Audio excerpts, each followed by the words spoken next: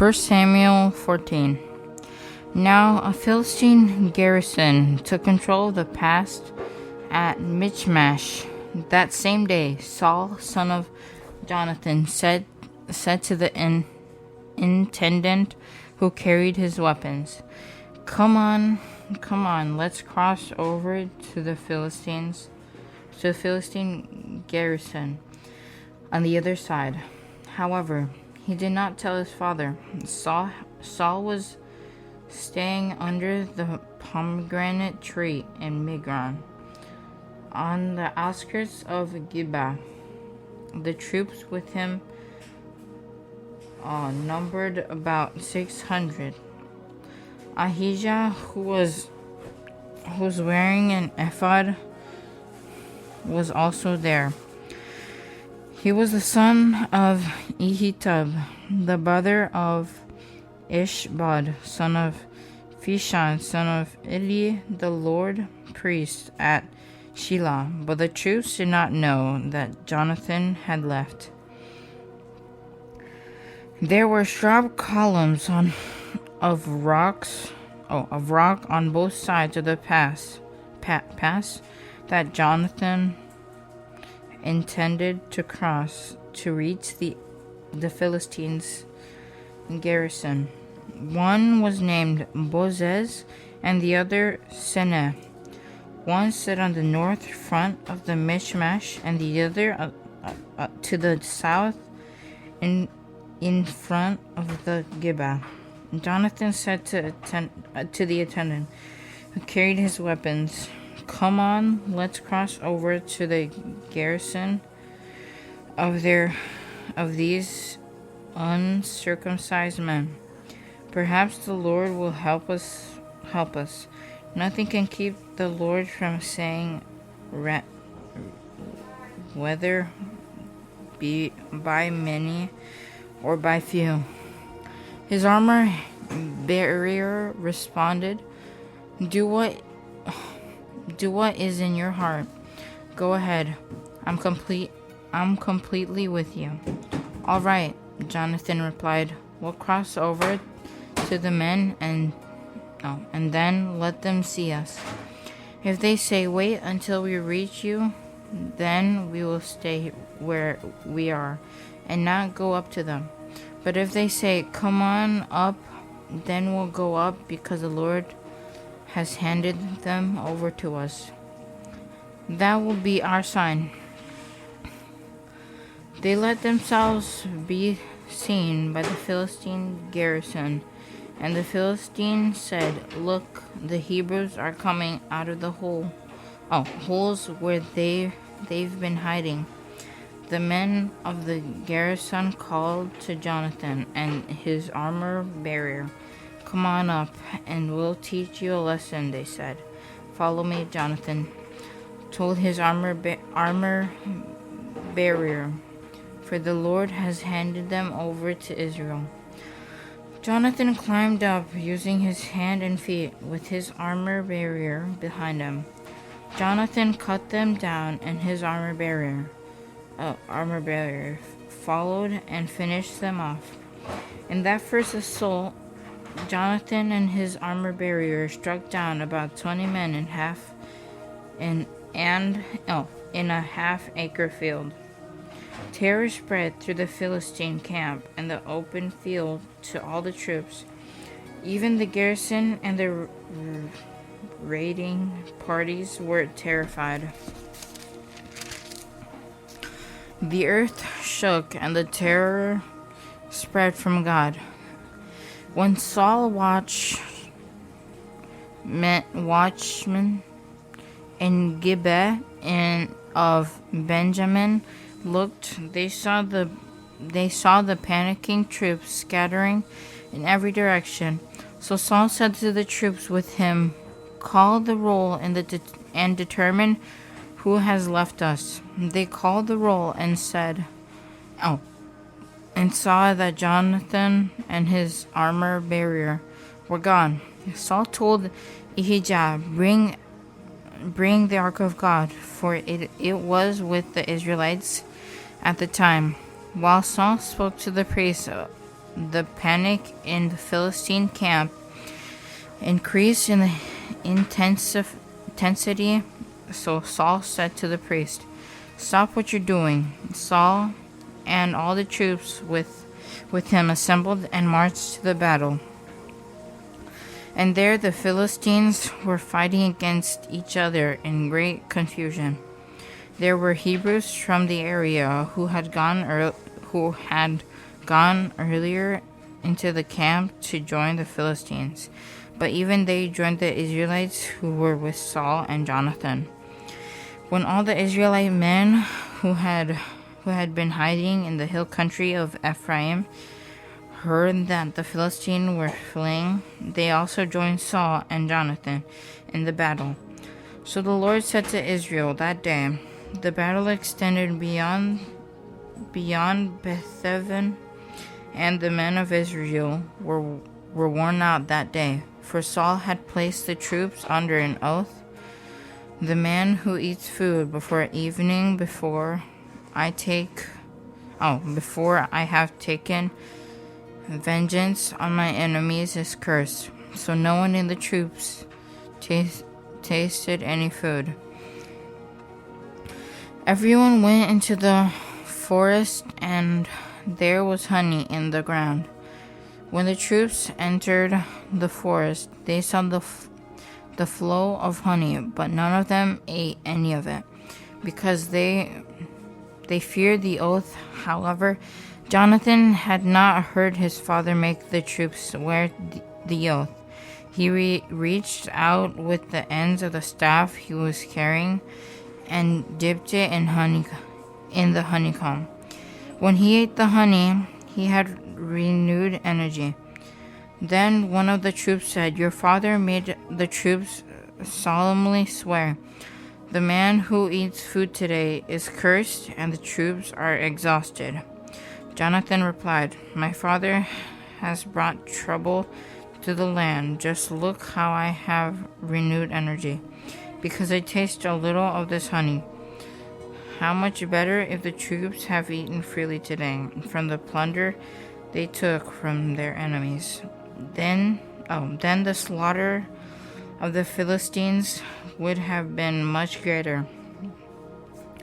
The Israelites struck down the Philistines that day in the Michmash, all the way to Ajalon. Since the Israelites were completely exhausted, they rushed to the plunder, took sheep, goats, cattle, and calves, slaughtered them on the ground, and ate meat with the blood still in it. Some reported to Saul, "Look, the troops are sinning against the Lord by eating meat with the blood still in it." Saul said, You have been unfaithful. Roll a large stone over here at once." He then said, "Go among the troops and say to them, 'Let each man bring me his ox or his sheep. Do the slaughtering here, and then you can eat. Don't sin against the Lord by eating meat with blood in it.'" So everyone in the troops brought his ox that night and slaughtered it there. Then Saul built an altar to the Lord. It was the first time he had built an altar to the Lord. Saul said, Let's go down after the Philistines tonight and plunder them until morning. Don't let even one remain. Do whatever you want," the troops replied. But the priest said, "Let's approach God here." So Saul inquired of God, Should I go offer the Philistines? Will you hand them over to Israel?" But God did not answer him that day. So Saul, all you leaders of the troops, come here. Let's investigate how this sin has occurred today. As surely as the Lord lives, who saves Israel, even if it is because of my son Jonathan, he must die." Not one of the troops answered him. So he said to all the Israel, You will be on one side, and I My son Jonathan will be on the other side." And the troops replied, "Do whatever you want." So Saul said to the Lord, "God of Israel, why have you not answered your servant today? If the inheritance in me or in my son Jonathan, Lord God of Israel, give Urim. But if the fault is your people Israel, give the Mem. Jonathan and Saul were selected, and the troops were cleared of charge. Then Saul said, "Cast the lot between me and my son Jonathan," and Jonathan was selected. Saul commanded him, "Tell me what you did." Jonathan told him, "I tasted a little honey with the end of the staff I was carrying. I am ready to die." Saul declared to him, "May God punish me and do so severely if you do not die, Jonathan." But the people said to Saul, "Must Jonathan die? He accomplished such a great deliverance for Israel.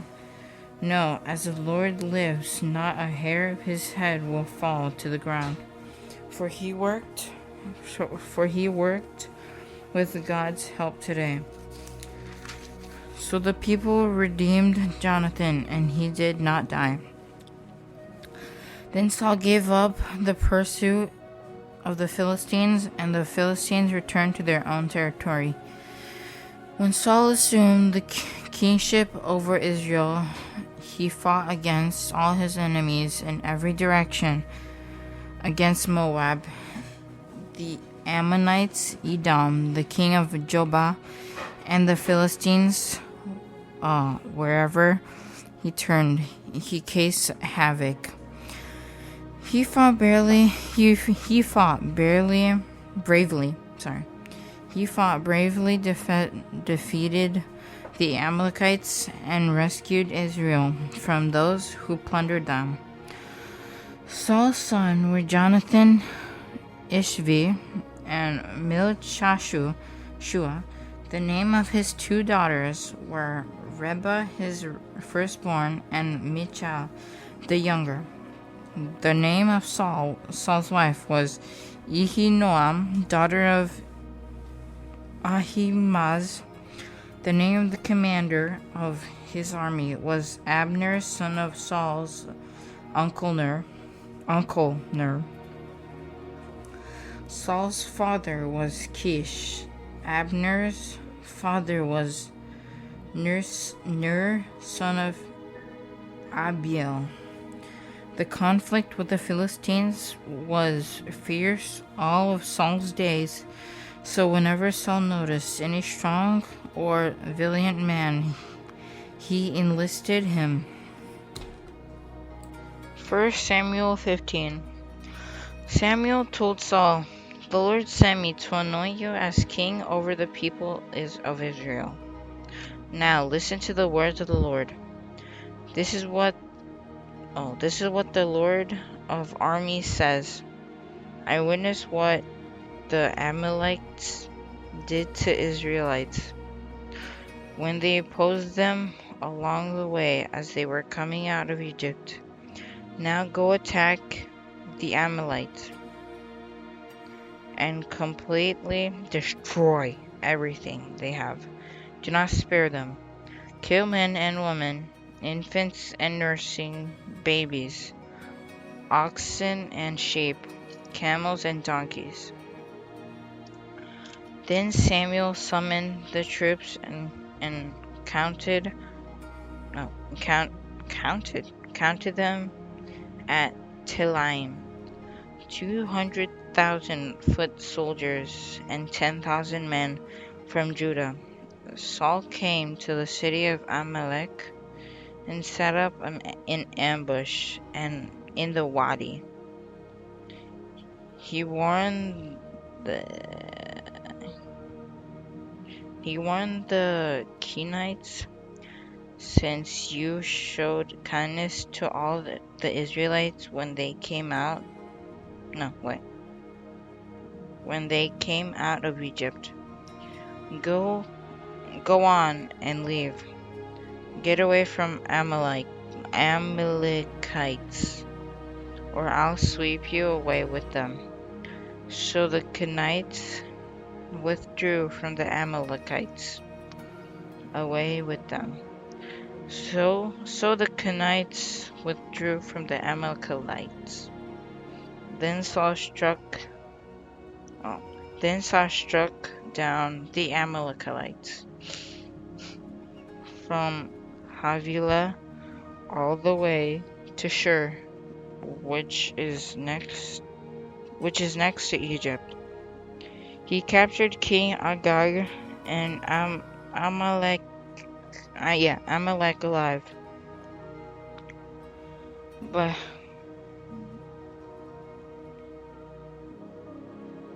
he completely destroyed all the rest of the people with the sword. Saul and the troops spared Agag and the best of the sheep, goats, cattle, and choice animals, as well as young rams and the best of everything else.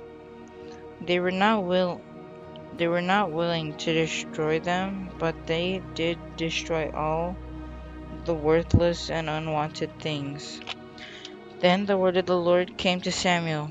I regret that I made Saul king, for he has turned away from following me and has not carried out my instructions. So Samuel became angry and cried out to the Lord all night. Early in the morning, Samuel got up to confront Saul, but it was reported to Samuel. Saul went to Carmel, where he set up a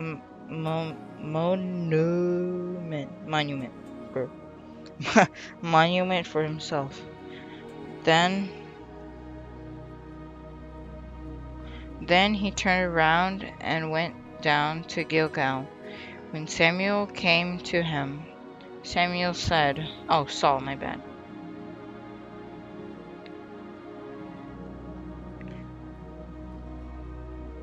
Saul said, "May the Lord bless you. I have carried out the Lord's instructions." Samuel replied, "Then what is this sound of sheep, goats, and cattle I hear?" Saul answered, "The troops brought them from the Amalekites and spared the best sheep, goats, and cattle in order to offer a sacrifice to the Lord your God, but the rest we destroyed." "Stop," exclaimed Samuel. "Let me tell you what the Lord said to me last night." Tell me, he replied. Samuel continued, "Although you once considered yourself important, haven't you become the leader of the tribe of Israel? The Lord anointed you king over Israel, and then set off a mission and said, 'Go and completely destroy the sinful Amalekites. Fight against them until you have annihilated them.' So why didn't you obey the Lord? Why did you not rush on the plunder and do what was evil in the Lord's sight?" But I did obey the Lord," Saul answered. I went to the mission the Lord gave me. I brought back King Agag and Amalek and completely destroyed the Amalekites. The troops took sheep, goats, and cattle from the plunder, the best of what was set apart for destructing, to sacrifice to the Lord your God, Gilgal. to God at Gilgal. Then Samuel said, "Does the Lord take pleasure in burnt offerings and sacrifices as much as in obeying the Lord? Look, to obey is better than sacrifice. To pay attention is better than the fat of rams. For rebelling is like the sin of divination, sin. And defiance is like wickedness and idolatry, because you have rejected the word of the Lord. He has rejected you as king." Samuel answered, Saul answered Samuel, "I have sinned. I have transgressed the Lord's command and your word, because I was afraid of the people. I obeyed them. Now, therefore, please forgive me my sins and return with me so I can worship the Lord." Samuel replied to Saul, "I will not return with you, because you rejected the word of the Lord. The Lord has rejected you from being king over Israel." When Samuel turned to go, Saul grabbed the corner of his robe, and it tore. Samuel said to him, "The Lord has torn the kingship of Israel away from you today, and has given it to your neighbor who is better than you. Furthermore, the Eternal One of Israel does not lie or change his mind, for he is not man who changes his mind." Saul said, I have sinned. Please honor me now before the elders of my people and before Israel. Come back with me so I can bow and worship to the Lord your God." Then Samuel went back following Samuel, and Samuel bowed down to the Lord. Samuel said, "Bring me King Agag and Amalek." Agag came to him trembling, for he thought, "Certainly the bitterness of death has come." Samuel declared, "As your sword has made woman children's, so your mother will be children among women." Then he hacked Agag to pieces before the Lord at Gilgal. Samuel went to Ramah, and Saul went up to his home in Gibeah of Saul. Even to the day of his death, Samuel never saw Saul again. Samuel mourned for Saul, and the Lord regretted he had made Saul king over Israel. 1 Samuel 16. The Lord said to Samuel, "How long are you going to mourn for Saul, since I have rejected him as king over Israel? Fill your horn with oil and go. I am sending you to Jesse of Bethlehem, because I have selected for myself a king from his son." Samuel asked, "How can I go? Saul will hear about it and kill me." The Lord answered, "Take a young cow with you and say, I have come to sacrifice to the Lord. Then invite Jesse to the sacrifice, and I will let you know what you are to do. You are to anoint for me the one I intended to you." Samuel did what the Lord decreed and went to Bethlehem. When the elders from the town met him, they trembled and asked, "Do you come in peace?" "In peace," he replied. "I have come to sacrifice to the Lord. Consecrate yourself and come with me to the sacrifice." When he consecrated Jesse and his son and invited them to the sacrifice, when they arrived, Samuel saw Eliab and said, "Currently, the Lord's anointed one is here before him." But the Lord said to Samuel, "Do not look at his presence or his stature because I have rejected him. Humans do not see what the Lord sees. For humans see what is visible because the Lord sees the heart." Jesse calls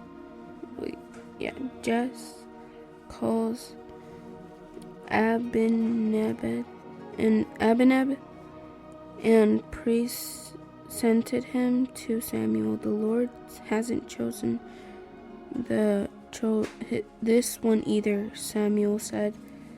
Then Jesse presented Shammah, but Samuel said, "The Lord hasn't chosen this one either." After Jesse presented 7 of his sons to him, Samuel told Jesse, "The Lord hasn't chosen any of these." Samuel asked him, Are these all your sons you have?" "There is still the youngest," and he answered, "but right now he's tending the sheep." Samuel told Jesse, "Send him to me. We won't sit down to eat until he gets here." So Jesse sent for him, and he had beautiful eyes and a healthy, handsome appearance. Then the Lord said, "Anoint him, for he is the one." So Samuel took the horn of oil and anointed him in the presence of his brothers and the spirits of the Lord.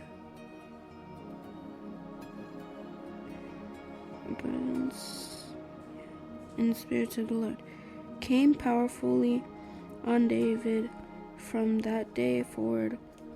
Then Samuel set out and went to Ramah. Now that the spirits of the Lord had left Saul, and an evil spirit sent from the Lord began to torment him. So Saul's servants said to him, "You see that an evil spirit from God is tormenting you. Let our Lord command your servants here in your presence to look for someone who knows how to play the lyre. Whenever the evil spirit from God comes on you, the person can play the lyre and you will feel better." Then Saul commanded his servants, "Find me someone who plays well and bring him to me." One of the young men answered, "I have seen a son of Jesse of Bethlehem who know how to play the lyre. He is also a violent man, a warrior, eloquent, handsome, and the Lord is with him." Then Saul dispatched messengers to Jesse and said, "Send me your son David, who is with me with the sheep."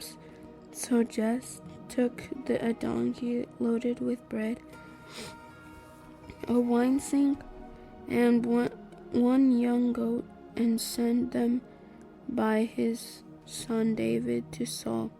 When David came to Saul and entered his service, Saul loved him very much, and David became his armor bearer. Then Saul sent the word to Jesse, "Let David remain in my service, for he has remained in my service, for he has found favor with me." Whenever the Spirit from God came on Saul, David would pick up his lyre and play, and Saul would then be relieved, feel better, and the evil spirit would leave him.